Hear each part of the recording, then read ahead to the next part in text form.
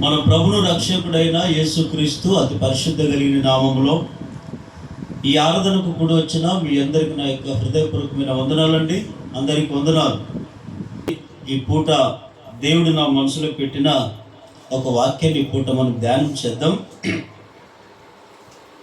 చదవండి, పరిశుద్ధ గ్రంథంలో నుండి ఇర్మియా గ్రంథం 30వ అధ్యాయం 19వ వచనం. 30వ అధ్యాయం 19వ వచనం. వాటిలో కృతజ్ఞత స్తోత్రములను సంభ్రమ పడవారి స్వరమును వినపడును. జనులు తక్కువ కాకుండా నేను వారిని విస్తరింపజేసేదను. అల్పులు కాకుండా నేను వారిని గనులుగా చేసేదను. హల్లెలూయా. ఈరోజు అంశం పేరేమిటంటే వారిని గనులుగా చేసేదను. చెప్పండి, అందరూ చెప్పండి. మరొకసారి చెప్పండి అందరూ. గనులు అంటే ఏమిటి? గనులు అంటే ఎవరు అంటే, ఎవరిని మనం గనులుగా అంటాము అంటే, మన దృష్టిలో ఆస్తులు, అంతస్తులు, ఏమండి, పేరు, ప్రాఖ్యత, అధికారం ఉంటే వాళ్ళని చూసి ఏమంటాము? గనులు అంటాం. కార్లు, బంగ్లాలు ఇట్లాంటివి కొన్ని ఉన్న వారిని చూసి గనులు గనులు అంటాం. కానీ వాక్యం ఏమంటుందంటే, ప్రభు ఏం చెప్పాడు అంటే, వారు అల్పులు కాకుండా నేను వారిని గనులుగా చేస్తాను. అల్పులు అంటే తక్కువ వాళ్ళని, గనులు అంటే గొప్ప వాళ్ళని అర్థం. ఈరోజు మనందరి ఆశ, ఎవరిని అడిగినా, అయ్యా నువ్వు తక్కువ స్థితిలో ఉంటావా, అందరికంటే ఎక్కువ స్థితిలో ఉండాలనుకుంటావా అంటే మీరేమంటారు? లేదండి నాకు తక్కువ స్థితిలోనే ఉంటానంటారా? ఎవరు అనం. లేదండి అందరికంటే నేను గనులుగా ఎంచబడాలి, అందరికంటే నేను ఘనత అంటే గనులుగా గొప్పవాళ్ళుగా నేను కనపడాలని ప్రతి ఒక్కరూ కోరుకుంటుంటాం. అయితే గనులుగా ఉండాలి అంటే ప్రభు వాక్యం అంటుంది, అల్పులు కాకుండా నేను మిమ్మల్ని గనులుగా చేస్తానంటాడు. ఒకప్పుడు మనము అల్పులము, ఒకప్పుడు మనము పనికిరాని వాళ్ళము, ఒకప్పుడు మనము 10 మందిలో నిషేధింపబడిన వాళ్ళము. అంటే ఎవరు చూసినా వీళ్ళు ఒక తక్కువ వాళ్ళు అంటే, అది ఆస్తులు బట్టి కావచ్చు, డబ్బు హోదాను బట్టి కావచ్చు, మనకుండే దాన్ని బట్టి ఒకవేళ మనల్ని ఒకప్పుడు మనల్ని తక్కువ చూపు చూసారేమో. కానీ మనం ఈరోజు బాధపడాల్సిన అవసరం లేదు. ఎందుకు లేదంటే, ప్రభు అంటాడు, బీదలైన వారు మీరు ధన్యులు, పరలోక రాజ్యం మీది అన్నాడు. కానీ ధనవంతులైన మీరు ధన్యులు, పరలోక రాజ్యం మీది అన్నాడా? అనలేదు. అంటే ఈరోజు కొంతమంది డబ్బు, హోదా, ప్రాఖ్యత చూసి వారిని గనపరుస్తూ వస్తారు. కానీ మన ప్రభు ఎవరో తెలుసా? ఈ డబ్బు, అందాచందాలు ఇవన్నీ పక్కన పెడతాడు. అవి చూసే దేవుడు కాదు. నీకు ఎంత ఉంది, భూమి మీద ఎంత సంపాదించావు అనేది మనిషి దృష్టిలో గొప్పగా ఉండొచ్చేమో, కానీ దేవుని దృష్టిలో కోరుకునేది ఏమిటో తెలుసా? మనం గనులుగా ఉండాలని దేవుడు కోరుకుంటాడు.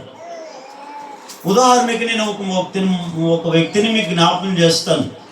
ఎవరయ్యా ఆయన అంటే, చాలా మందికి తెలిసిన ఆయనే కదా బైబిల్లో. ఎవరు ఆయన అంటే దావీదు. ఎవరండి? దావీదు. ఈ దావీదు చరిత్ర మనకు అందరికీ బాగా తెలిసి ఉండొచ్చు. ఈ దావీదు ఒకప్పుడు ఎలా ఉన్నాడు, ఎక్కడున్నాడు అంటే, గొర్రెలు కాచుకుంటూ, అడవిలో ఉంటూ, అడవిలో తిరుగుతూ, అడవిలో తింటూ, అడవిలోని నిద్రపోతూ, ఊరు ఇల్లు ఉండి కూడా ఇంటికి రాక, ఏమండి, ఆయన ఎక్కువ తన జీవితం అంతా ఎక్కడ గడిపాడు? ఇంట్లో కంటే అడవిలోనే ఎక్కువ గడిపాడు. గొర్రెల మధ్య, తోడేల మధ్య, సింహాల మధ్య, ఏమండి, ఎలుగుబంట్ల మధ్య ఆయన గడిపాడు. కానీ దేవుడు, ఆయనకి 8 మంది అన్నదమ్ములు, తల్లిదండ్రులు అందరూ ఉన్నారు. అయితే దేవుని బిడ్డలారా, దేవుడు దావీదుని ఎందుకు గణపరిచాడు? ఎందుకు గనుడుగా దావీదును ఎన్నుకున్నాడు దేవుడు అంటే, ఆయనకంటే 7 మంది అన్నవాళ్ళు ఉన్నారు. మరి వాళ్ళని ఎందుకు గణపరచలేదు? వారు దావీదు కంటే జ్ఞానం కలిగిన వాళ్ళే కదా, దావీదు కంటే ఏమండి హైటు, రంగు, హంగు అన్నీ ఉన్నవాళ్లే కదా, డబ్బు, హోదా, ప్రాఖ్యత కలిగిన వాళ్లే కదా. అందుకే సమూయేలు దావీదుని ఎన్నుకోమని దేవుడు సమూయేలు పంపించినప్పుడు ఈ సమూయేలు దావీదు ఇంటి దగ్గరికి వెళ్ళి తండ్రిని అడుగుతారు, దావీదు తండ్రిని, ఎంతమంది నీ కుమారులు? ఉన్న వాళ్ళని ఇంట్లో ఉన్నారు. అప్పటికి దావీదు ఆ ఇంట్లో లేడు, పొలంలో ఉన్నాడు. పెద్దవాడు కుమారుని పిలిచాడు, ఏలీబు నిలబడ్డాడు. ఏలీబుని చూసి సమూయేలు ఏమనుకున్నాడు? దేవుని చేత ఎన్నుకోబడిన వాడు ఇతనేమో. అందుకే ఆయన ఎందుకు అన్నాడు? ఆ మనసులో ఏమనుకున్నాడు? తన మనసులో అనుకున్నాడు సమూయేలు. ఎందుకు అనుకున్నాడు అంటే ఆయన హైట్ చూసి, ఆయన చందాలు చూసి, ఆయన రంగును చూసి ఇతనేమో అనుకున్నాడు. కానీ దేవుడు అంటాడు, సమూయేలు నీవు అనుకున్నట్లుగా ఇతను కాదు నేను కోరుకున్నవాడు. ఆ దావీదు తండ్రిని అడుగుతాడు సమూయేలు, దావీదు అయ్యా ఇంకా నీ కుమారులు ఎక్కడున్నాడు? అందరిని పిలిచాడు, 7 మందిని పిలిస్తే దేవుడు అంటాడు వీళ్ళు కాదు వీళ్ళు కాదు వీళ్ళు కాదు అంటాడు. మరలా ఈ సమూయేలుకు డౌట్ వచ్చి అడుగుతాడు, అయ్యా నీ కుమారులు ఇంతమందేనా, ఇంకా ఎవరైనా ఉన్నారా అంటే అప్పుడు తండ్రి ఏమంటాడు, దావీదు తండ్రి ఉన్నోళ్ళండి ఒకడు పనికి అట్లాగే రాయబడ్డాయి అవన్నీ. ఉన్నోళ్ళండి ఒక పనికి మాలోడు ఇంకొకడు ఉన్నాడు మా ఇంట్లో. ఎక్కడున్నాడు? పొలాల్లో అడవిలో ఉంటాడు, అక్కడే ఉంటాడు. అక్కడ అప్పుడు సమూయేలు అంటాడు, అయితే ఆయన అర్జెంటుకి పిలవండి అంటాడు.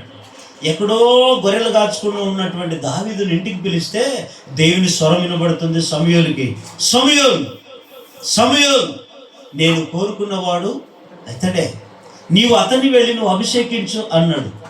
అయితే నేను ఇక్కడ చెప్పే మాట ఏమిటంటే, దావీదు కంటే 7 మంది అన్నదమ్ములు పెద్దగా ఉన్నారు కదా వయసులో, మరి వాళ్ళని ఎందుకు గనులుగా దేవుడు ఏర్పాటు చేయలేదు, ఎందుకు ఎన్నుకోలేదంటే, దేవుడు ఒక వ్యక్తిని గణపరిచేది ఆస్తులు, అంతస్తులు, ఉద్యోగాలు, కార్లు, బంగళాలు అట్లా ఉన్నవాళ్ళని చూసి దేవుడు ఎప్పుడు గణపరచడు, గనులుగా ఎంచడు. మరి ఏమి చూసి ఎంచుతాడు? అందుకే సమూయేలుతో దేవుడు అంటాడు కదా, సమూయేలు మనుషులు పై రూపాన్ని చూస్తారు, కానీ నేను హృదయాంతర్భాగాన్ని చూస్తాను.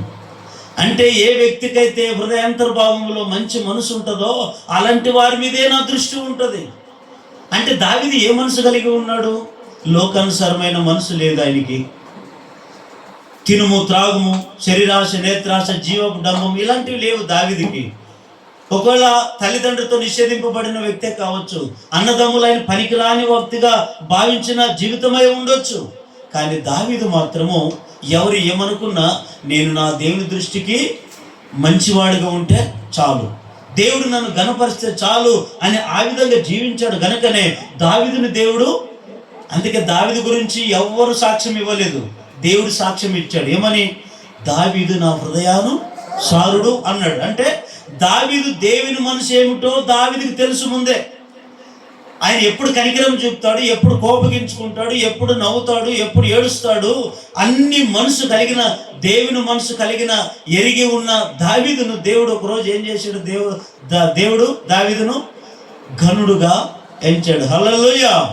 అందుకే ఆ మాట అంటాడు 2వ సమూయేలు గ్రంథం 7వ అధ్యాయం 18వ వచనం. 2వ సమూయేలు గ్రంథం 7వ అధ్యాయం 18వ వచనం చదవండి. దావీదు రాజు లోపల ప్రవేశించి యెహోవా సన్నిధిని కూర్చుండి ఇలాగున మనవి చేసెను. ఏమని మనవి చేశాడు?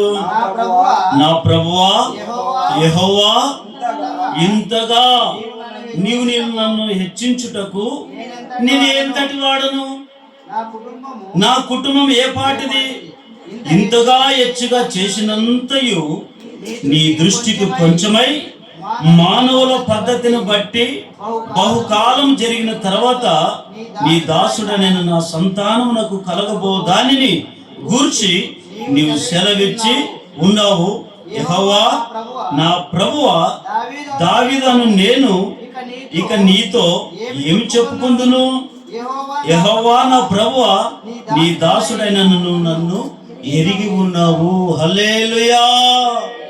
చూడండి, దావీదు ఎప్పుడు ఈ మాట అంటున్నాడు? ముందే హెచ్చింపబడిన తర్వాత అంటే దావీదును గొర్రెల స్థితిలో, గొర్రెలు దోచుకునే స్థితి నుంచి దావీదును రోజు రోజు క్రమంగా దేవుడు ఏం చేశాడు? హెచ్చించడం అంటే గనుడుగా నిలబెట్టాడు. ఎవరికి గనులుగా? కుటుంబానికి. ఎవరికి గనులుగా నిలబెట్టాడు? లోకానికి. ఎవరికి గనులుగా నిలబెట్టాడు? దేవునికి సాక్షిగా నిలబెట్టుకున్నాడు దావీదును. అయితే దావీదు ఒకేసారి ఒకే రాత్రికే హెచ్చింపబడలేదు. దావీదుకి కూడా మనలాగా ఎన్ని శోధనలు వచ్చాయో, మనకంటే ఆయనకి ఎన్నో ఎక్కువ వచ్చాయి. సొంత మావే చంపాలని చూశాడు, అన్నదమ్ములే కీడు చేయాలని చూశారు, తల్లిదండ్రులే తృణకరించారు, ఇది పనికిరానోడు అనుకున్నారు. అయితే ఏ వ్యక్తి అయితే నిషేధింపబడ్డారో, ఏ కుటుంబంలో నిషేధింపబడ్డాడో అలాంటి వ్యక్తిని దేవుడు ఏం చేశాడు? అందరికంటే గనులుగా ఎంచాడు. హల్లెలూయా చెప్పండి గట్టిగా, చెప్పండి, మరొకసారి చెప్పండి. యోహాను సువార్త 12వ అధ్యాయం 26వ వచనంలో ఇంకొక మాట వ్రాయబడింది, చదవండి. యోహాను సువార్త 12వ అధ్యాయం 26వ వచనం. 12:26వ వచనం. ఒకడు నన్ను సేవించిన ఎడల నన్ను వెంబడింపవలెను. అప్పుడు నేను ఎక్కడ ఉందునో అక్కడ నా సేవకుడు ఉండును. ఒకడు నన్ను సేవించిన ఎడల నా తండ్రి అతన్ను ఘనపరచును. గట్టిగా లే చెప్పండి. అంటే ప్రభు అంటాడు, ఎవరైతే నన్ను సేవిస్తారో వారు నన్ను వెంబడిస్తారు. ఎవరైతే నన్ను వెంబడిస్తారో నా తండ్రి అతను ఏం చేస్తాడంట? ఘనపరుస్తాడు. ఘనపరచడం అంటే చెప్పండి. ఘనపరచడం అంటే హెచ్చించడం అని. అంటే 10 మందిలో ఉన్న నిన్ను హెచ్చిస్తాడు. 10 మందిలో నిన్ను ఘనపరుస్తాడు. ఎవరి ద్వారా? సేవకుడి ద్వారా కావచ్చు. 10 మందిలో ఉన్నప్పుడు కూడా నీకు ఘనత, ఒక విలువను దేవుడు ఇస్తాడు. ఆ విలువను మనము సంపాదించుకోవాలి అంటే, ఆ ఘనత మనం పొందుకోవాలి అంటే ఏం చేయాలి మరి? దేవుడు ఎవరిని గనులుగా మారుస్తాడు? ఈరోజు మన భారతదేశానికి ఈరోజు ఏమొచ్చింది? ఘనత. ఎన్నో దేశాలు ఉన్నాయి. అన్ని దేశాల కంటే ఈరోజు మనం ఎందుకు ఇంత ఘనంగా చెప్పుకుంటున్నాం?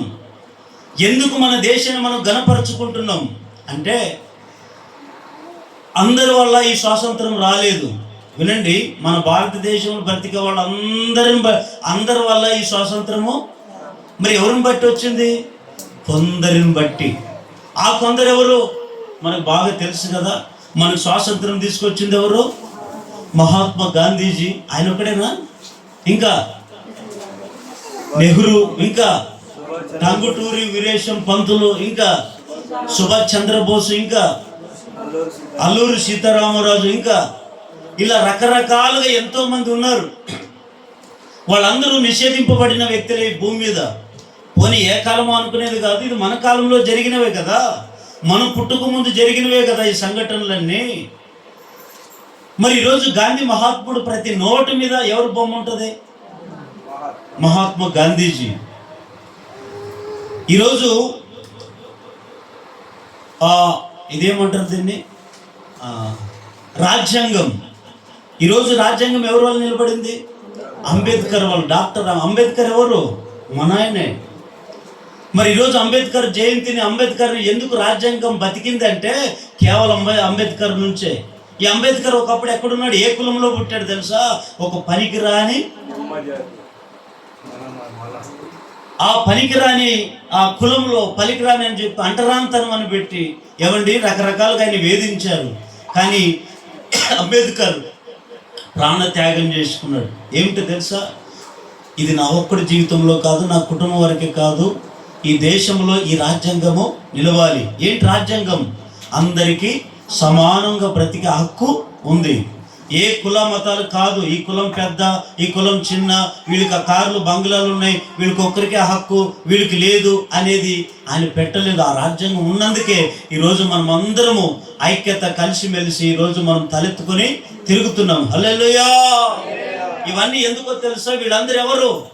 ఒక మహాత్ముడు ఎవరు? ఒక జ్యోతిరావు పూలే ఎవరు? టంగుటూరి వీరేశం పంతులు ఎవరు? ఏమండి ఒక డాక్టర్ అంబేద్కర్ ఎవరు? వీళ్ళంతా అంటే ఒకప్పుడు అల్పులు, ఒకప్పుడు తక్కువ వాళ్ళు, ఒకప్పుడు వీళ్ళు ఏం చేస్తారులే, వీళ్ళ అన్ని నిషేధింపబడిన వాళ్ళే. ఇలాంటి వారిని దేవుడు ఏం చేశాడు తెలుసా? భారతదేశానికి గనులుగా చేశాడు. ఒకసారి చప్పట్లు కొట్టండి గట్టిగా గట్టిగా గట్టిగా. హల్లెలూయా. దేవుని బిడ్డలారా, ఈరోజు వాళ్ళు ఈ లోకంలో లేకపోయినా వారు జీవించిన విధానం ఈరోజు ఈ లోకంలో బ్రతికే ఉంది. అది చావలేదు. ఈరోజు మనం కూడా అల్పులుగా కాకుండా ఉండాలి. మనం గనులుగా ఎంచబడాలి. 10 మందిలో దేవుడు మనం గనపరచాలి. 10 మందిలో మన కుటుంబాన్ని దేవుడు గనపరచాలి. మనం గనులుగా ఎంచాలి అంటే మరి మనం ఏం చేయాలి అనేది ఈరోజు అంశం. మనం ఏం చేయాలి? ఎవరిని దేవుడు గనులుగా ఎంచుతాడు, ఎవరిని దేవుడు గనులుగా ఏర్పాటు చేసుకుంటాడు అనే అంశాలు ఒక 4 ఉన్నాయి. సమయం ఉంటే 4 విషయాలు చెప్తాను, సమయం లేకుంటే ఒక 3 విషయాలు చెప్పి నేను త్వరగా ముగించేస్తాను. తర్వాత కొద్దిసేపు మళ్ళీ ప్రార్థన చేసుకుని ఈ కొడుకుని ముగించుకుందాం. మరి ఎవరిని దేవుడు గనులుగా చేస్తాడు? మనం అల్పులు కావాలని మన కోరిక లేదు. అందుకని అంటాడు కదా, మీరు తలగా ఉంటారు కానీ తోక అంటే ఆఖరి, తల అంటే ముందు. ఎప్పుడు మనం క్రైస్తవులు అన్నాక ముందు భాగంలోనే ఉండాలి. అది కష్టమైన, బాధ అయినా, ఇరుకైనా, శోధన అయినా, ఇబ్బందులైనా, అవమానాలైనా, నిందలైనా మనం ఎప్పుడు వెనకడుగు. ప్రభు అంటాడు కదా, కడపటి వాళ్ళు మొదటి వాళ్ళు. కానీ నేను అంటాను, ప్రభు చెప్పిన మాట ఏమిటి? కడపటి వాళ్ళు మొదటి వాళ్ళు. అలా ఉండకూడదు. మనం ఎట్లుండాలి? నేను చెప్పే మాట ఏమిటంటే, నా సొంత మాట, కడపటి వాళ్ళు కడపటిగానే, మొదటి వాళ్ళు ఉండాలి. అంటే నీ స్థానాన్ని నీవు మరొకరికి స్థానము. ఒక సంఘంలోనా ముందు స్థానంలో ఉండవా? ముందు స్థానంలోనే ఉండు. చక్కగా దేవుడు నీకు స్వరం ఇచ్చి మంచిగా పాటలు పాడుతున్నావా? మంచిగా ముందుండి పాటలు పాడు. లేదు ప్రార్థన వరం ఉందా? ఆ ప్రార్థన చేసి దేవుని కొరకు, రాష్ట్రం కొరకు, రాజ్యం కొరకు, అందరి కొరకు ప్రార్థన చేసే వ్యక్తిగా ఉండాలి. కానీ నేను చెప్పే మాట ఏమిటంటే, నీవు మొదటిగా ఉన్న నీవు కడపటివాడుగా ఉండకూడదు. కడపటిగా వాడుగా ఉన్నటువంటి వాడు ముందుకు రావచ్చేమో కానీ ముందున్నవాడు కడపటి పాత్రకు వెళ్ళకూడదు అనేది దేవుని యొక్క ఉద్దేశం. హల్లెలూయా. అయితే దేవుని బిడ్డలారా, మనం ఏం చేయాలి తెలుసా? అల్పులుగా కాకుండా 10 మందులకు మనం తక్కువ చూపు ఉండుకోకుండా, తక్కువ స్థితి మన స్థితి రాకుండా మనం గనులుగా ఎంచబడాలి. అంటే ఏం చేయాలి తెలుసా? మరి ఏం చేయాలి? మరి దేవుడు ఎవరిని గనులుగా మారుస్తాడంటే, మొట్టమొదటి పాయింట్ చదవండి. యెషయా ప్రవచన గ్రంథం 52వ అధ్యాయం 13వ వచనం. 52:13. ఆలకించుడి, నా సేవకుడు వివేకముగా ప్రవర్తించును, అతడు హెచ్చింపబడి ప్రసిద్ధుడై మహాగణుడుగా ఎంచబడును. గట్టిగా హల్లెలూయా అని చెప్పండి. చెప్పండి గట్టిగా ఇంకోసారి. ఎవరిని దేవుడు గనులుగా ఎంచుతాడంటే, ఇక్కడ ఏమని వ్రాయబడిందంటే తెలుసా? ఆలకించండి, నా సేవకుడు వివేకముగా ప్రవర్తించును గనుక ఆయన ప్రసిద్ధుడై మహాగణుడుగా. అంటే దాని అర్థం ఏమిటి? ఎవరిని దేవుడు గనులుగా ఎంచుతాడో తెలుసా? ఎవరిని దేవుడు అల్పులు కాకుండా గనులుగా హెచ్చిస్తాడో తెలుసా? వివేకంగా ప్రవర్తించే వారిని. ఎవరిని చెప్పండి? చెప్పండి, మరొకసారి చెప్పండి. ఈరోజు మిమ్మల్ని ఒక ప్రశ్న అడుగుతాను, వినండి. అందరు నన్ను చూడండి. మిమ్మల్ని ఒక ప్రశ్న అడుగుతాను. ఇప్పుడు బాగా డబ్బు, ఆస్తి, హోదా, అంతస్తు, ఆ బంగారు ఉంగరాళ్ళు, లేదా మంచి తెల్లటి వస్త్రాలు ధరించుకొని దేవుని సన్నిధికి వచ్చాడు ఒక ఆయన. ఇంకొక ఆయన పేదవాడు, తినడానికి తిండి లేదు, కట్టుకోవడానికి బట్టలేవు, కానీ మంచి మనసు ఉంది, నీతికి బ్రతుకుతాడు, నిజాయితీకి బ్రతుకుతాడు, ఉన్న దాంట్లో తృప్తికి బ్రతుకుతాడు. వాళ్ళిద్దరు వచ్చారు మందిరానికి. వచ్చిన వీరిద్దరిలో ఎవరిని గణపరుస్తారు మనుషులైతే? డబ్బు, ఉంగరాలు, బట్టలు, తెల్ల బట్టలు వేసుకుని వచ్చిన వ్యక్తినా, లేకుండా మంచి మనసు ఉండి తినడానికి తిండి లేక, కట్టుకోవడానికి బట్టలు లేక, చాలని బ్రతుకులతో వచ్చిన ఆ వ్యక్తిని కనపరుస్తారా? అంటే మనుషులు ఏం చూస్తారంటే పై రూపాన్ని చూస్తారు, పై రూపాన్ని చూసి ఆ వ్యక్తిని గనపరుస్తారు. కానీ దేవుడు లోపల హృదయంలో ఏ వ్యక్తి అయితే నీతి, నిజాయితీ, భయభక్తి కలిగి జీవిస్తాడో ఒకడు ఆ వ్యక్తికి తినడానికి. మీరు ఎవరినైనా చూడండి, నీతిమంతులు బ్రతికే వాళ్ళకి ఉండేది కొంచెమే. అర్థమైందా? నీతిమంతులుగా ఉండి బ్రతికే వాళ్ళకి కొంచెమే ఉంటుంది. కానీ వీళ్ళు ఏం చేస్తారంటే మనుషులుగా ఈ వ్యక్తిని గణపరుస్తారు కానీ ఆ వ్యక్తిని తృణీకరిస్తారు. ఎందుకో తెలుసా? యాకోబు భక్తుడు అదే అనేది, దేవుడైతే మంచి హృదయంతో ఉన్నవాన్ని, మంచి నీతిగా ఈ లోకంలో ఎవరైతే ఆ దేవుని అనుసరిస్తూ భయభక్తులు కలిగి జీవిస్తారో ఆ వ్యక్తిని దేవుడు ఘనపరుస్తాడంట. మనుషులాగా కాదు ఘనపరిచేది, దేవుడిచ్చే ఘనత వేరే, మనుషులిచ్చే ఘనత వేరే. కానీ మనం ఏం చేయాలో తెలుసా? ఈ లోకంలో మనం గనులుగా ఎంచబడాలి అంటే వివేకంగా ప్రవర్తించాలి. ఎట్లా ప్రవర్తించాలంట? వివేకం. వివేకం అంటే చెప్పండి, వివేకం అంటే వివేకం అన్నా, జ్ఞానం అన్నా, తెలివి అన్నా ఇవన్నీ కూడా పర్యాయ పదాలు. మరి అట్లా అని చెప్పి జ్ఞానం వేరే, తెలివి వేరే. జ్ఞానము తెలివి ఒకటి కాదు, తెలివి వేరే, జ్ఞానం వేరే. కొంతమందికి బైబిల్లో వ్రాయబడిన మాటలు ఏమిటంటే వివేకం లేదు. వివేకం అంటే వివేకం ఉన్న వ్యక్తి ఆలోచన చేస్తాడు, వివేకం లేని వ్యక్తికి ఆలోచన ఉండదు. అదే దాని అర్థం. వివేకం ఏ వ్యక్తికైతే ఉంటుందో ఆ వ్యక్తి ఆలోచన చేస్తాడు. ప్రతి ఒక్క పని చేయాలంటే 10 రకాలుగా ఆలోచన చేస్తాడు. ఈ పని చేస్తే దీన్ని సక్సెస్ అవుతుందా లేదా ఈ పని నేను ప్రారంభించుకున్నాను, లేదా ఒక ఇల్లు కట్టాలనుకున్నాను, ఈ ఇల్లు ఎట్లా డబ్బు పెట్టుకుని కడితే బాగుంటుందా, లేకుంటే ఇట్లా కొన్ని ఆలోచనలు కలిగి చేస్తాడు. మరి అట్లా అని చెప్పి బీపీలు పెంచుకొని షుగర్లు పెంచుకొని మాత్రము ఉండడు. ఆయన ఏం చేస్తాడంటే వివేకముతో ఆలోచన చేసి ఆ పనిని ప్రారంభిస్తాడు, ప్రవర్తిస్తాడు. వివేకం అంటే ఏమిటో తెలుసా? అసలైన వివేకం అంటే ఏమిటో తెలుసా? యోబు గ్రంథం 28వ అధ్యాయం, యోబు గ్రంథం 28వ అధ్యాయం 28వ వచనం చదవండి. మరియు యెహోవా యందలి భయభక్తులే జ్ఞానమనియు దుష్టత్వము విడిచుటయే వివేకమనియు ఆయన నరులకు సెలవిచ్చెను. గట్టిగా లేని చెప్పండి.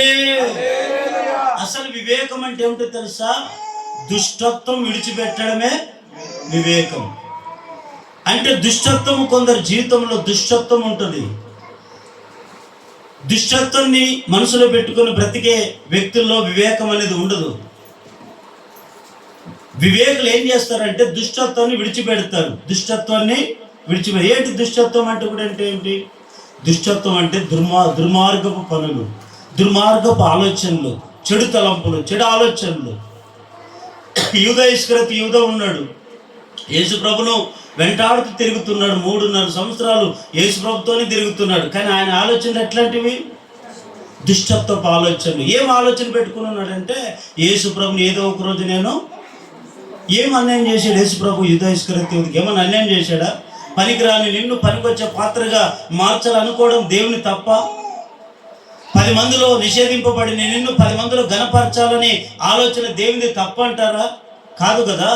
ఈ యూదా ఆఖరికి ఎన్నో సార్లు చెప్పాడు, మీలో ఒకడు నన్ను అప్పగిస్తాడు అని చెప్పినప్పటికీ కూడా యూదులో మార్పు రాలే. అవును కదా, నేనే కదా అలాంటి చెడు ఆలోచన పెట్టుకుని, నేనే కదా 30 వెండి నాణాలు తీసుకొని వచ్చింది, నేనే కదా ఎప్పుడెప్పుడు ఆయన అప్పగింతున్నా అని కాసుకొని ఉండేది, మరి నేనే నా గురించే కదా చెప్పేది, మరి నాలో ఈ చెడుతనాన్ని విడిచిపెట్టుకొని నా బ్రతుకును మార్చుకుందామని అనుకున్నాడా? అనుకోలేదండి. ఎప్పుడు అనుకున్నాడు తెలుసా? యేసు ప్రభుని అప్పచెప్పి ఆయన కొడుతుంటే, తిడుతుంటే, వేస్తుంటే అప్పుడు ఈయనకి ఆ పశ్చాత్తాప హృదయం వచ్చి ఆ డబ్బును తీసుకొని వచ్చి అప్పుడు వాళ్ళకి ఇచ్చాడు. అయ్యో ఈ డబ్బు నాకొద్దు. యేసు ప్రభుని మరలా విడుదల. ఆయన ఏ తప్పు చేయలేదు, నేనే దుర్మార్గుడిని, నేనే దుష్టుడిని, మీ డబ్బు మీరు తీసుకొని నాకు ఈ నీతిమంతుడైన యేసుని విడుదల చేయండి అంటే వాళ్ళు ఏమన్నారు? ఈ డబ్బు మాకు సంబంధము, నీవు ఆ డబ్బు నీ ఇష్టం, అంతే. మాకేం యేసుప్రభుని అప్పు చెప్పావు, మేము ఆయన కథ చూసుకుంటాం, నీవు ఇష్టం, నీ డబ్బు ఇష్టం అన్నారు. ఆ డబ్బు తీసుకొని ఏమన్నా బాగుపడ్డా? తీసుకొని ఆ డబ్బుని తీసుకొని ఎక్కడ పడేసాడండి? దేవాలయంలోనే, యెరూషలేము దేవాలయంకి వెళ్ళి ఇస్త్రీ పడేసాడంట. పడేసి ఎక్కడికి వెళ్ళాడు? మరలా తన సొంత పొలానికి వెళ్ళి చెట్టు ఉంటే ఆ చెట్టుకు ఉరేసుకొని చచ్చిపోయాడు. వీళ్ళు ఏం చేశారు? ఇస్త్రీ చేసి పడేసిన ఆ డబ్బును ఏం చేశారు? వీళ్ళు ఏం చేశారు తెలుసా? ఆ డబ్బును ఎవరు వాళ్ళు ఖర్చు అనుకోని వాళ్ళు వాడుకోలేదంట. ఆ డబ్బంతా 30 వెండి నాణాలు తీసుకొని ఒక సమాధి తోట కొన్నారు. సమాధి పొలాన్ని కూడా, సమాధి అంటే మనుషుల్ని చనిపోతే అక్కడ పాత పెట్టడానికి సమాధి తోడుకొని అక్కడ ఇప్పటికీ అది ఏమని పిలువబడుతుంది తెలుసా? ఇప్పటికి ఈ రోజు వరకు ఆ తోట ఏమని పిలుస్తుంది తెలుసా? ఎర్రపు చెప్పండి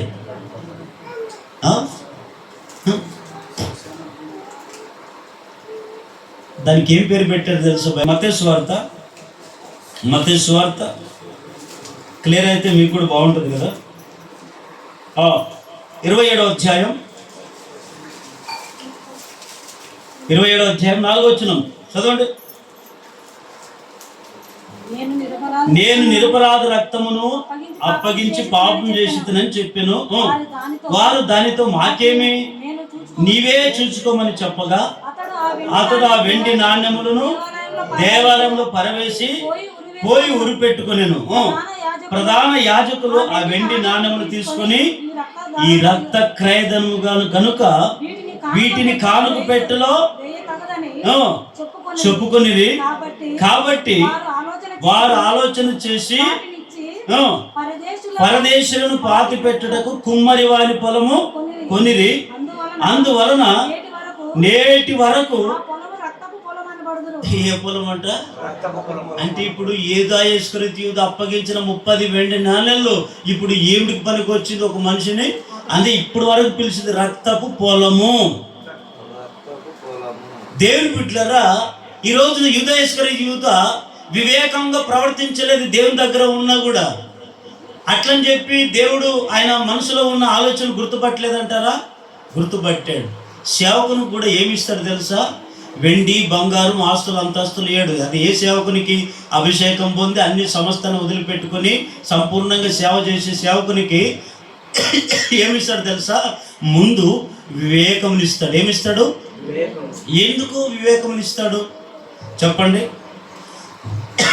ఎందుకు వివేకమునిస్తాడంటే సంఘంలో 10 రకరకాల మనుషులు ఉంటారు. ఒక్కొక్కరు ఆలోచనలు గుర్తుపట్టే ఆ పసిగట్టేతనం ఎవరిలో ఉంటుంది? సేవకుల్లో ఉంటుంది. అందుకే ఆ వివేకం ఇస్తాడు దేవుని బిడ్డలారా. ఇక్కడ చూడండి, ఇంకొక మాట మనం చూస్తే ఒక జంతువుకు ఉన్నంత వివేకం మనుషులకు ఉండదు. కొన్నిసార్లు వివేకం కలిగి బ్రతికే జంతువు ఏది?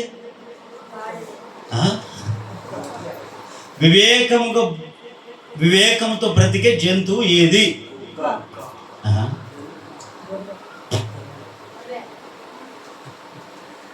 చెప్పండి ఎవరు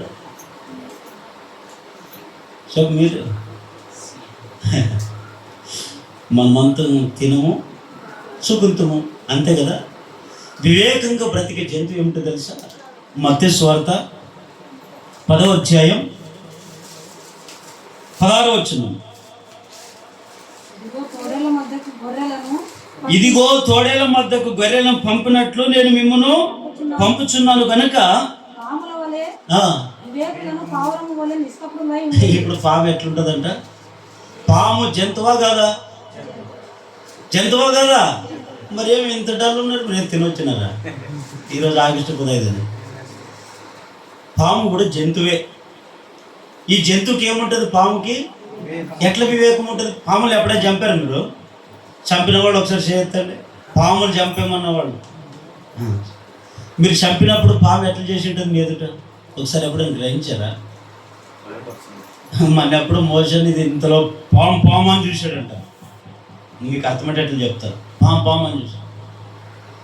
ఇట్లా వచ్చేసరికి మోషన్ చూశాడు. నేను ఇట్లా కూర్చున్నాను గీడ, నాకు కనపడలే. సార్ పాము సార్ అంటే 2 వేలు చూశాను.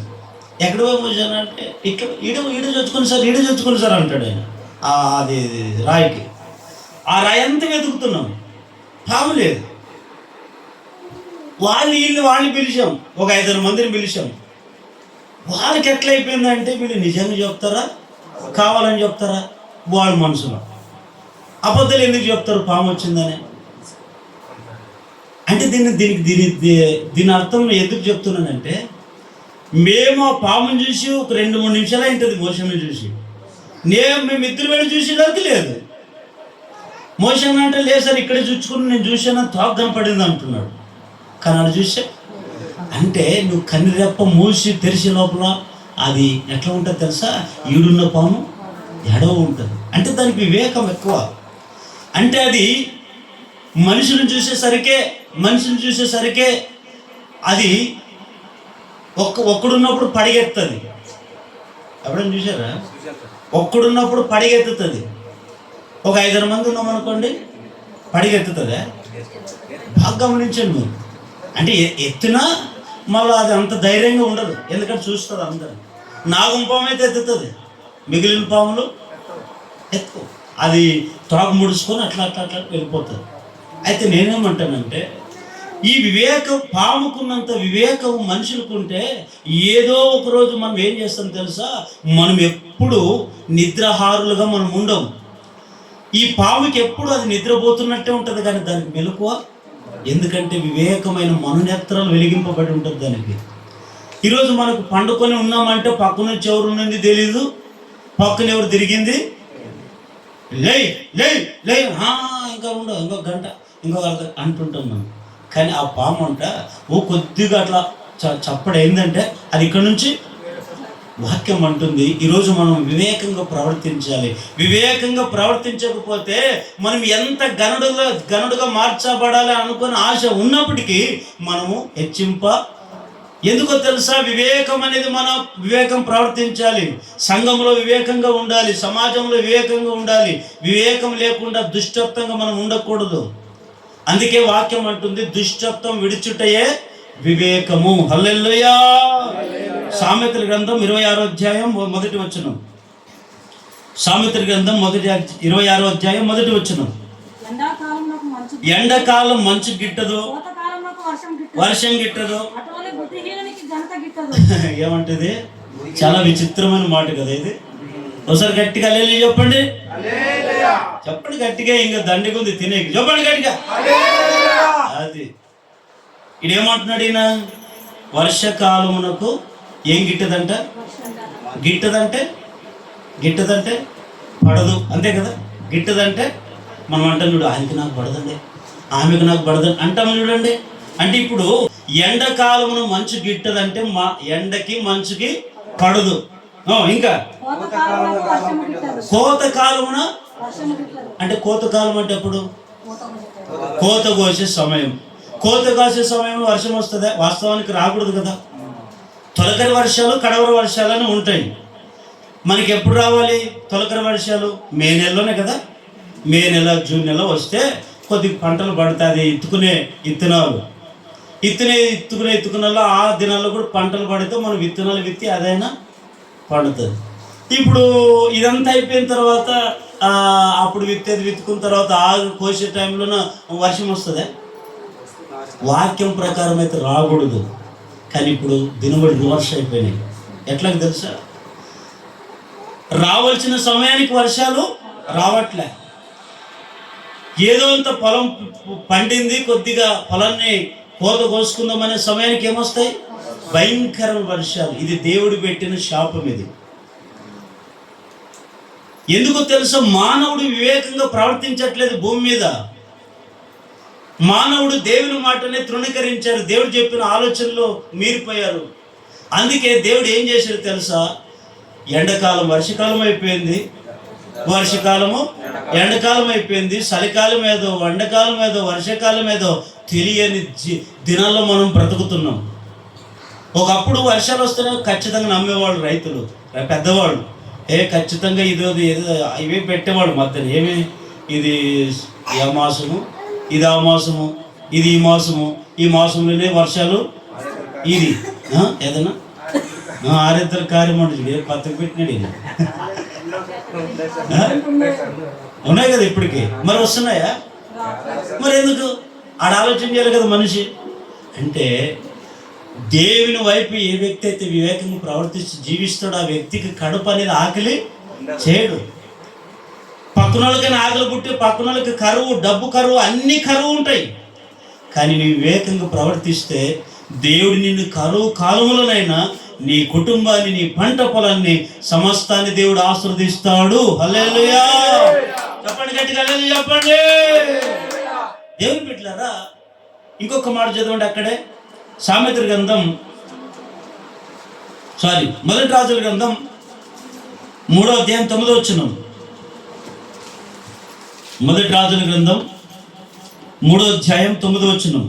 ఇశ్రాయేలు రాజును ఆ, ఇంత గొప్పదైన ఉమ్, నీ జనమునకు ఆ, న్యాయము తీర్చగలవాడు న్యాయము తీర్చగలవాడు ఎవడు ఎవడు? కాబట్టి ఆ, నేను మంచి చెడులను మంచి చెడ్డులను వివేచించి నీ జనులకు న్యాయం తీర్చినట్లు నీ దాసుడైన నాకు వివేకముల హృదయము.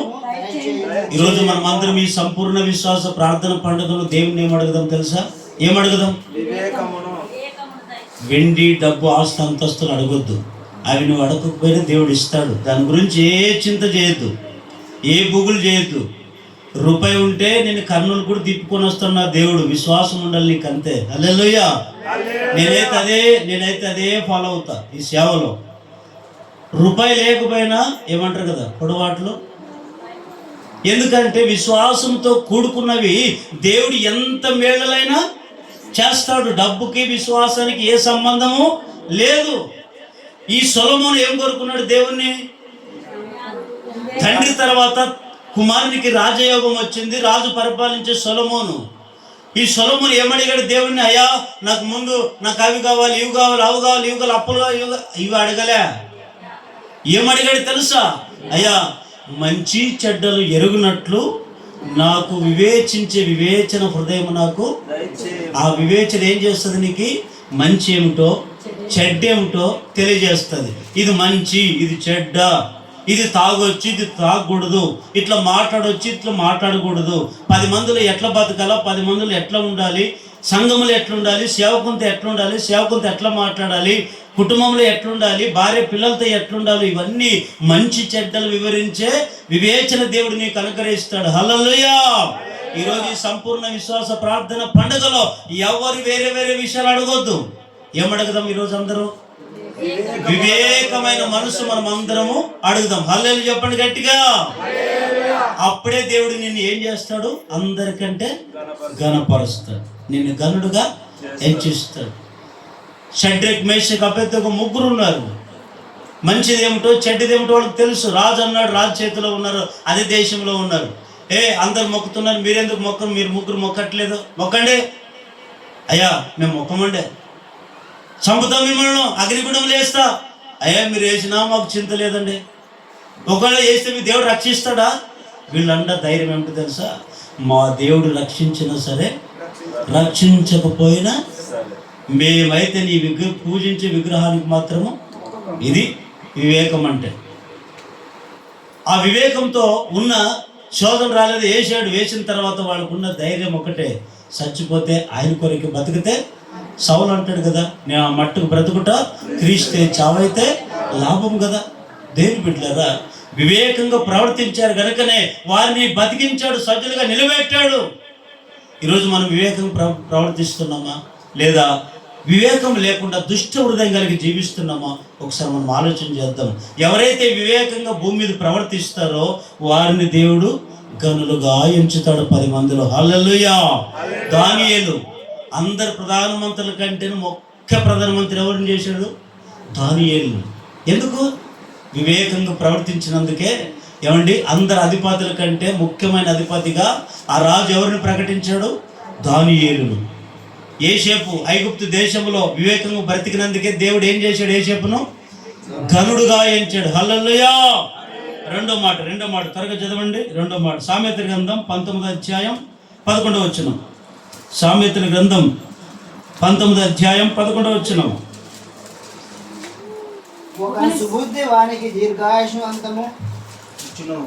దీర్ఘశాంతమునిచ్చును, తప్పులు క్షమించుట అట్టి వారిని దేవుడు ఘనపరచును. గట్టిగా హల్లెలూయా చెప్పండి. ఎవరిని దేవుడు గనులుగా ఎంచుతాడు? రెండవది అంటే ఒకరిని సుబుద్ధి వానికి ఏమి ఇస్తుందంట? దీర్ఘశాంతం. దీర్ఘశాంతం అంటే ప్రశాంతంగా ఉండాలంటే మన మనసు, మన ఇల్లు, మన కుటుంబము ప్రశాంతంగా ఉండాలంటే మనకి ఏముండాలి? ముందు ఏముండాలి అక్కడ? సుబుద్ధి. ఏ బుద్ధి? చంచలమైన బుద్ధి ఉందనుకోండి, సమాధానము. కలవరాలతో ఉన్నామనుకోండి, మనసులో సమాధానము ఉండదు. సుబుద్ధి అని చెబుతూ కింద ఏమంటాడు? ఎవరిని దేవుడు ఘనత ఇస్తాడు? తప్పులు క్షమించుట అట్టి వారిని దేవుడు ఘనపరచునుగాక. చెప్పండి గట్టిగా ఆమేన్ చెప్పండి. రెండవది, ఎవరిని దేవుడు ఘనపరుస్తాడు, ఎవరిని గనులుగా ఎంచుతాడంటే ఆయన దృష్టిలో రెండవది తప్పులు క్షమించాలంట. ఏం చేయాలి? ఎవరి తప్పులు? తప్పులు చేయనటువంటి మనిషి ఎవరైనా ఉన్నారు భూమి మీద అండి? వినండి, అందరు తలగలెత్తండి, నన్ను చూడండి. కొద్దిగా విలువైన సందేశం కనుక కొద్దిగా విందాం. ఈ భూమి మీద పుట్టిన వ్యక్తి ఎవరు? మొట్టమొదటి వ్యక్తి ఆదాము. ఆదాము నుంచి మొదలుకొని ఈరోజు ఈ కాలంకి వచ్చిన మన వరకు చూసుకుందాం. తప్పులు చేయలేని వ్యక్తి ఎవరినైనా బైబిల్లో చూపిస్తామా? ఎవరిని చూపించలేం కదా. అంటే ఏదో ఒక తప్పు చేశాడు, చేసిన తర్వాత తెలుసుకున్నాడు, బాగుపడ్డాడు, నీతిమంతుడుగా, అంతే కదా. పుట్టుకతోనే ఇంకా ఏమైనా అలా పుట్టుకతో నీతిమంతుడిగా వచ్చింది కేవలం యేసుక్రీస్తు వారు మాత్రమే. హల్లెలూయా. మనమందరం ఏదో ఒక తప్పు చేస్తూనే వస్తున్నాం. అయితే ఇప్పుడు మనం ఏం చేస్తున్నాము? మనుషులకి ఎందుకు కోపాలు, ద్వేషాలు, ఎందుకు అసూయ? ఆ వ్యక్తి ఈ వ్యక్తికి ఎందుకు పడడు, ఈ వ్యక్తి ఆ వ్యక్తికి ఎందుకు పడడు, ఆమె ఆమెకి ఎందుకు ద్వేషం అంటే ఒకరి లోపాలు ఒకరు చూసుకోవడం వల్ల. దేవుడు ఏ రోజైనా అలా చెప్పాడా? మనకు చెప్పాడా? చెప్పలేదు. అందుకే యేసుప్రభు అలా దేవుడు ఒకవేళ మనలో తప్పులు వెతకాలంటే ఎన్నో తప్పులు, కానీ యేసుప్రభులో తప్పులు వెతకాలని శాస్త్రులు, పరిసయ్యులు, సద్దుకాయలు అందరూ రోజు ఆయన చూశారు. ఏం వెతకాలని? తప్పులు వెతకాలని. కానీ ఏ ఒక్కడు యేసుప్రభులో తప్పు. అందుకే యేసుప్రభు ప్రపంచానికి సవాల్ విసిరాడు. నాలో పాపం ఉందని ఎవరైనా చూపించగలుగుతారా? ఎవరు చూపించలేరు. వాక్యం అంటుంది, ఎవడును భూమి మీద నీతిమంతుడును లేడు. నీతిమంతుడు ఒక్కడే, ఆయనే యేసయ్య. ఆయన తప్ప వేరొక్కడు లేడు నీతిమంతుడు భూమి మీద. మనమందరం ఏదో ఒక తప్పులో ఉన్నాం. అయితే మనం ఏం చేయాలి? మనకు దేవుడు కనపరచాలంటే చేసిన తప్పులను ఏం చేయాలి? మనము క్షమించాలి. ఏం చేయాలి? క్షమించాలి. క్షమించకపోతే ఆ మధ్య మీకు క్షమించుడనే అంశం గురించి చెప్పాను, యూట్యూబ్లో ఉందనుకుంటాను, ఎప్పుడైనా వినండి. మనము ఇతరుల తప్పులు క్షమించకపోతే దేవుడు ఏం చేస్తాడో తెలుసా? మత్తయి సువార్త 6వ అధ్యాయం 14వ వచనం. మత్తయి సువార్త 6వ అధ్యాయం 14వ వచనం. 6వ అధ్యాయం 14వ వచనం. మనుషుల అపరాధములను మీరు క్షమించినడలా మీ పరలోకపు తండ్రియు మీ అపరాధములను క్షమించును. మీరు మనుషుల అపరాధములు క్షమించకపోయిన ఎడల మీ తండ్రియు మీ అపరాధములు క్షమించడు. అంటే ఈరోజు మనము ఎదుటి వాళ్ళ తప్పులు క్షమించకపోతే మన తప్పులను దేవుడు క్షమించలేడు. ఎదుటి వారిని ఎప్పుడైతే క్షమిస్తామో మన తప్పును కూడా దేవుడు ఏం చేస్తారంట? క్షమిస్తాడు. యేసయ్య ఆయన ఎంతోమంది ఆయన దూషించారు, హింసించారు, కొట్టారు, తిట్టారు, ఉమ్మివేశారు. వారు చేసిన తప్పులన్నీ కూడా యేసయ్య మనసులో పెట్టుకోలేదు. కళ్ళుతో చూశాడు, చెవులుండి విన్నట్టుగా ఉన్నాడు. కానీ వాడు తప్పులన్నీ ఏం చేశాడంటే యేసయ్య క్షమించాడు. అందుకే శిలువలో పలికే మొట్టమొదటి మాట ఏమిటి? తండ్రి, వీరు ఏమి చేయొచ్చున్నది ఎరగరు కనుక వీరిని క్షమించుము. యేసుప్రభు దగ్గరికి ఒక ఆమెను తీసుకొని వచ్చారు కదా, అందరికి తెలిసిన విషయమే. పాపాత్పురాలు తీసుకొని వచ్చారు గ్రామ ప్రజలు. వాళ్ళైతే చంపదామని వచ్చారు, మొత్తానికి చంపదామని చెప్పి యేసుప్రభుని తప్పులు వెతుకుతున్నారు. యేసుప్రభు ఏం చెప్తున్నాడో, ఈయన ఏం న్యాయం చెప్తున్నాడు అని చూస్తే ఎవడు మొత్తానికి యేసుప్రభుతో అంటారు, అయ్యా మోసే ధర్మశాస్త్రం ప్రకారము ఇలాంటి పాపం చేసిన వాళ్ళని మోసే ధర్మశాస్త్రం ప్రకారం రాళ్ళతో కొట్టి చంపాలని రాయబడింది కదా, మరి దీనికి నువ్వేం చెప్తావు? మరి చంపమని చెప్తావా, ఏం చెప్తావు అంటే యేసుప్రభు అంటాడు, మీలో పాపం లేనివాడు మొట్టమొదటిగా రాయివేయండి అన్నాడు. అందరు చూశారు. ఎవరు ఆమెను శిక్షింపగా అందరూ అవన్నీ కూడా కింద పడేసి ఎవరింట్లకు వాళ్ళు వెళ్ళిపోయారు. అప్పుడు యేసుప్రభు అంటాడు, అమ్మ ఎవరు శిక్షించలేదా? లేదు ప్రభు. యేసయ్య అంటారు, వాళ్ళు శిక్షించలేదు కనుక నేను నిన్ను శిక్షిస్తాను అన్నాడా? నేను నిన్ను శిక్షించను, ఇక మీదట నువ్వు ఆ తప్పులు చేయొద్దమ్మా, నువ్వు పరిశుద్ధంగా బ్రతకని చెప్పి పంపించాడు. అందుకే దేవుని బిడ్డలారా, ఈరోజు నీకు ఘనత ఎప్పుడొస్తుందో తెలుసా? ఎదుటివారి తప్పులు నువ్వు ఎప్పుడైతే క్షమిస్తావో అప్పుడే దేవుడు నిన్ను ఘనపరుస్తాడు. హల్లెలూయా. సౌలు దావీదును తరుముకుంటూ ఎంతసేపు దావులు చంపుదామని వచ్చాడు దావీదుని. ఒకసారి అదే పెద్ద గృహలో దొరికారు. అక్కడ దావీదు సైన్యం ఉన్నారు. దావీదు సైన్యం ఉంటే అక్కడికి ఈయన శంకరవర్తునికి వచ్చాడంటే ఎవరు? సౌలు దావీదు మామ వచ్చి అక్కడ ఉంటే వాస్తవానికి ఆడ ప్రజలు చూశారు. అయ్యా రాజా దావీదు, మీ మామ వచ్చాడు, చంపు ఆయన అన్నారు. దావీదు చూసి వాళ్ళ మాటలు ప్రేరేపించబడి ఈయన ఇప్పుడు దొరికాడు, ఇక్కడ చంపిన తనని ఎవరైనా అడుగుతారో సౌలుకి, ఎవరు అంతా మనమే ఉన్నాం కదా అని చెప్పి వచ్చి ముందు అట్లా చొక్క పట్టుకున్నటువంటి ఆయన మనసులో ఆలోచన చేశాడు, ఈయన ఎంత దుర్మార్గుడైనా ఉండొచ్చు, కానీ సౌలును దేవుడు అభిషేకించిన వ్యక్తికి నేను కీడుకు ప్రతి కీడు చేయకూడదు కదా అని మనసులో ఆలోచన చేశాడు. ఆలోచన చేసి ఆ కోపాన్ని అణిచివేసుకున్నాడు దావీదు. అణిచివేసుకున్న వెంటనే ఆయన తప్పులు క్షమించిన వెంటనే ఆయన ఏమంటాడు సొంత మామ, అయ్యా రాజా, నాకంటే నీవే నీతిపరుడు, నాకంటే నీవే ఘనత పొందినవాడు, నా అపకార బుద్ధికి నువ్వేం బుద్ధి చూపించావు? ఉపకారం చేసావు కనుక నాకంటే నీవే నీతిమంతుడు అన్నాడు. అంటే శత్రువే దావీదుని ఏం చేశాడు? ఘనపరిచాడు. ఈరోజు మనము శత్రుత్వాలను పెట్టుకొని, కోపాలు ద్వేషాలను పెట్టుకొని, వీళ్ళని పెట్టుకొని బ్రతకాల్సిన అవసరం మనకు లేదు. ఎవరైనా హింసిస్తున్నారా? ఎవరైనా నీ గురించి తప్పుగా మాట్లాడుతున్నారా? ఎవరైనా నీ గురించి చేయని తప్పులు కూడా చేసినట్లు పుట్టించి మాట్లాడుతుండొచ్చు, కానీ అట్లాంటి వాళ్ళ గురించి నువ్వు మనసులో పెట్టుకొని వారిని ఏం చేయాలని నువ్వు కీడుకు ప్రతి కీడు చేసే వ్యక్తిగా ఉండొద్దు. ప్రార్థన చేయడం మన బాధ్యత, పగ తీర్చుకోవడము. ఎవరైనా నీ దృష్టికి తప్పులు చేయని, కానీ మనం ఏం చేయాలి? క్షమించాలి. అప్పుడే నీకేం కలుగుతుంది? ఘనత. హల్లెలూయా. చెప్పండి, గట్టిగా హల్లెలూయా చెప్పండి. ఎఫెసీయులకు రాసిన పత్రిక 4వ అధ్యాయం 32వ వచనం. త్వరగా ఎఫెసీయులకు రాసిన పత్రిక 4వ అధ్యాయం 32వ వచనం. 4:32. ఎఫెసీయులకు రాసిన పత్రిక 4వ అధ్యాయం 32వ వచనం. ఒకని ఎడల ఒకడు దయ కలిగి కరుణాహృదయులై క్రీస్తునందు ఒకడు మిమ్మల్ని క్షమించిన ప్రకారము మీరును ఒకరికొకరు ఏం చేయాలంట? క్షమించాలి. ఒక వ్యక్తిని క్షమించాలంటే ముందు ఏముండాలి? వ్యక్తిలో ప్రేమ ఉండాలి. వ్యక్తి మీద ఏముండాలి? ప్రేమ లేని వ్యక్తి దేవుణ్ణి నమ్మాడంటమా? దేవుడు ఏం చెప్పాడు మనకు?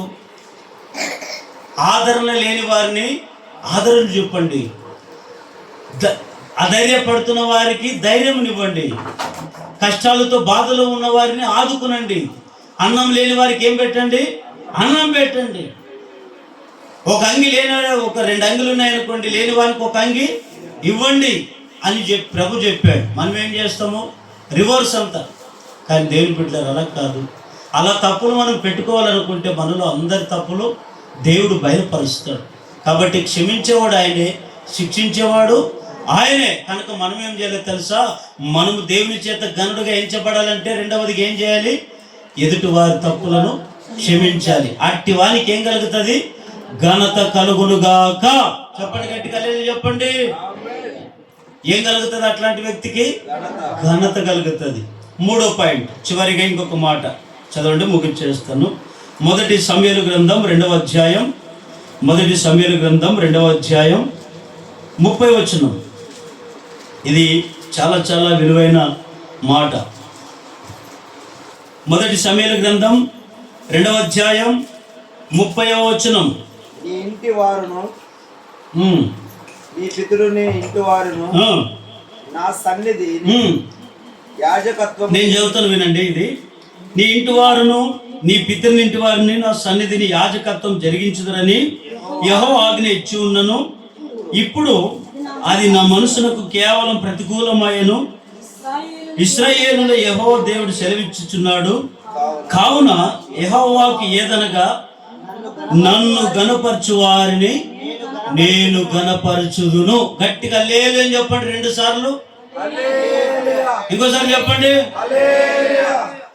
3వదిగా ఎవరిని దేవుడు గనులుగా ఎంచుతాడు, ఎవరిని దేవుడు గణపరుస్తాడంటే మూడవదిగా ఎవరినైతే దేవుని ఘనపరుస్తారో వారిని దేవుడు, చెప్పండి, వారిని దేవుడు ఘనపరుస్తాడు. మొదటిగా ఎవరిని ఘనపరుస్తాడు? మొదటి పాయింట్, వివేకం కలిగి ఎవరైతే ప్రవర్తిస్తారో వారిని దేవుడు ఘనులుగా ఎంచుతాడు. రెండవది, ఎవరైతే ఎదుటి వారి తప్పులు క్షమిస్తారో వారిని దేవుడు ఘనపరుస్తాడు. మూడవది, ఎవరిని దేవుడు ఘనపరుస్తాడు, ఎవరిని దేవుడు ఘనులుగా ఎంచుతాడంటే మూడవది, దేవుని ఘనపరిచే వారిని. ఎవరిని? ఈరోజు నువ్వు భూమి మీద ఉన్నావు, దేవుడు పరలోకమందు ఉన్నాడు, మనం భూమి మీద ఉన్నాం. మరి ఎవరిని ఘనపరుస్తున్నాం? మనం మనుషులను ఘనపరుస్తున్నామా? యోబు ఏమంటాడు? చదవండి, యోబు గ్రంథం 7వ అధ్యాయం 17వ వచనంలో. యోబు గ్రంథం 7వ అధ్యాయం 17వ వచనంలో ఏమంటాడు? చదవండి త్వరగా. మనుషుడు ఏ పాటివాడు? అతని ఘనపరచుట ఎలా? అతని మీద నువ్వు మనసు ఎందుకు నిలుపుతున్నావు? ప్రతి పగలు నీవు అతన్ని దర్శింపనేలా, ప్రతి క్షణం అతనికి శోధింపనేలా? ఎంతకాలం నువ్వు నన్ను చూచుట మానుకుందువు? నేను గుటక వేయక వరకు నన్ను విడిచిపెట్టవా? నేను పాపం చేసేవాడినైతేనా? నరులకు కనిపెట్టువాడా? నేను నీ ఎడల ఏమి చేయగలను? ఇక్కడ చూడండి, ఇదంతా యోబు గారు ఏమంటున్నారు తెలుసా? ఏమంటున్నాడు? మనుషులను ఘనపరచటము ఎందుకు? మనుషుడు ఏ పార్టీ వాడు? నువ్వు ఎందుకు అతన్ని ఘనపరుస్తున్నావు? వాడు ఏ పార్టీ వాడు? అందుకలే ఏదో పాట, ఇంతలోనే కనబడి అంతలో మాయమయ్యే ఆవిరి వంటిదిరా జీవితం,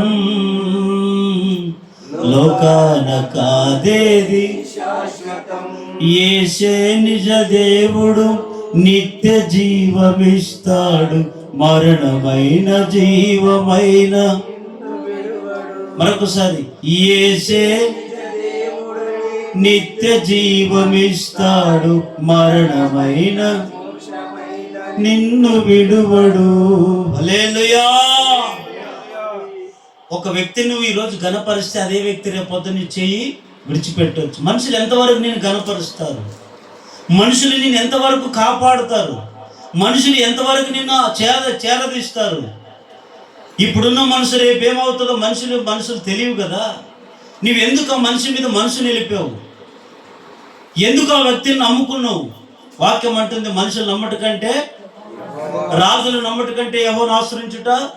ఎందుకు తెలుసా? మనుషుల మీద నువ్వు ఘనపరచొద్దు. ఎవరిని ఘనపరచాలి?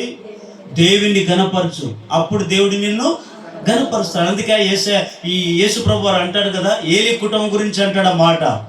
ఈ ఏలికి 2 కుమారులు ఉన్నారు. ఈ ఏలి ఏం చేస్తాడు తెలుసా? ఎంతసేపున్నా తను కుమారులు ఘనపరుచుకుంటున్నాడు, కానీ అవి నేను సేవకుని కదా, పిల్లలు నా కుటుంబం ఉన్నా, మా కుటుంబం అంతా దేవుని ఘనపరచాలి కదా అనే ఆలోచన కొద్దిగా కూడా లేదు. సేవకుని పంపించా అంటాడు, ఇదిగో ఏలి, నీ కుటుంబాన్ని నువ్వు ఘనపరుచుకుంటున్నావు, కానీ దేవునికి రావాల్సిన ఘనత రావట్లేదు. కనుక దేవుడు ఎవరైతే ఘనపరుస్తారో దేవుడు ఆ వ్యక్తిని ఘనపరుస్తాడు. దేవుడిని ఎవరైతే తృణీకరిస్తారో దేవుడు అతన్ని తృణీకరిస్తాడు. నువ్వు మనుషుల్ని ఎంతవరకు ఘనపరుస్తావు? మనుషులు ఘనత కాదు కదా మనం కోరుకునేది. ప్రభువుకు రావాల్సిన ఘనత ఏమైపోతుందో తెలుసా? ఈ రోజుల్లో దేవుని సన్నిధిలో దేవునికి ఘనత రావట్లే. ఎవరికి వస్తున్నాయి? ఎంత? మనుషులకు. ఒకవేళ ఆ మనిషిని ఘనపరచలేదనుకోండి, డబ్బియడం మానేస్తాడు. ఆ మనిషిని ఘనపరచలేదనుకోండి, ఏమండి, మందిరానికి రాకుండా మానేస్తాడు. ఆ వ్యక్తిని ఘనపరచలేదనుకోండి, మాట వినడం మానేస్తాడు. ఈరోజు ఎట్లయిపోయారు తెలుసు? మనుషులు ఘనపరిస్తే మాట వింటారు, ఘనపరచకపోతే ఇదే దేవుడు మనకు చెప్పింది కాదు కదా. దేవుని ఘనపరిచే వ్యక్తి ఎట్లుంటాడు తెలుసా? ఎవరి మాట పట్టించుకోడు, ఎవరి ఆలోచనలో వినరు. దేవుడు తాను వాక్యం, దేవుడు తాను వాక్యం, అదే మనసులో పెట్టుకుంటాడు. ఎంతసేపున్న దేవుని మందిరం రాగానే ఎంతసేపున్న తాను తన కుటుంబం దేవుని ఘనపరుస్తారు, కానీ మనుషులను. ఒక రాజకీయ ఎవరైనా ఉన్నారనుకోండి, ఆ వ్యక్తికి ఎంతో విలువ, పోనీ నీతి నిజాయితీ ఉంటే ఘనపరచవచ్చు, తప్పేం లేదు. కానీ ఆ వ్యక్తి త్రాగుబోతూ తిరిగిపోతూ ఒక సాక్ష్యం లేదు, ఆ వ్యక్తిని ఘనపరచకూడదని వాక్యం అంటుంది కదా. మరి అక్కడ మలాకి గ్రంథంలో ఏమంటున్నాడు చదవండి దేవుడు. మలాకి గ్రంథం 1వ అధ్యాయం 6వ వచనం. మలాకి గ్రంథం మొదటి అధ్యాయం 6వ వచనంలో ఏమని రాయబడి ఉంది? కుమారుడు ఆ, తన తండ్రిని గణపరచును కదా, ఆ, దాసుడు తన యజమానుని గణపరచును కదా. కదా నా నామమును నా నామం నిర్లక్ష్య పెట్టి యాజకులారా, నేను తండ్రిని అయితే నాకు రావాల్సిన ఘనత ఏమైను? నేను యజమానుడైతే నాకు భయపడేవాడు ఎక్కడున్నాడని